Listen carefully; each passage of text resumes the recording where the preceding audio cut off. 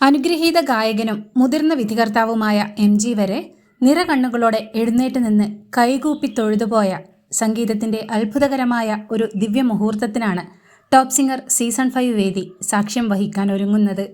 കണ്ണു നിറഞ്ഞുപോയി മോളെ, ഭഗവാന്റെ അനുഗ്രഹം കൊണ്ട് മോള് തന്നെ പാടിയതാണോ എന്ന് ഒരു നിമിഷം സംശയിച്ചു പോയെന്നാണ് വേദിയിൽ ദൈവിക ചൈതന്യം നിറച്ച ഭക്തിസാന്ദ്രമായ പ്രകടനത്തെക്കുറിച്ച് എഴുന്നേറ്റ് കൈകൂപ്പി തൊഴുതുകൊണ്ട് വളരെ ഇമോഷണലായി MG പ്രതികരിച്ചത്. പാടുമ്പോൾ മോൾക്കു ചുറ്റും ഒരു ദൈവിക പ്രഭാവം അനുഭവപ്പെട്ടുവെന്നും മോളിലൂടെ ഞാൻ സാക്ഷാൽ അയ്യപ്പനെ കണ്ടുവെന്നുമാണ് ആലാപന നിറവിലൂടെ വേദിയിൽ അയ്യപ്പ ദർശന പുണ്യം അനുഭവവേദ്യമാക്കിയ അത്ഭുത പ്രകടനത്തെക്കുറിച്ച് റിമി ടോമി വിലയിരുത്തിയത്.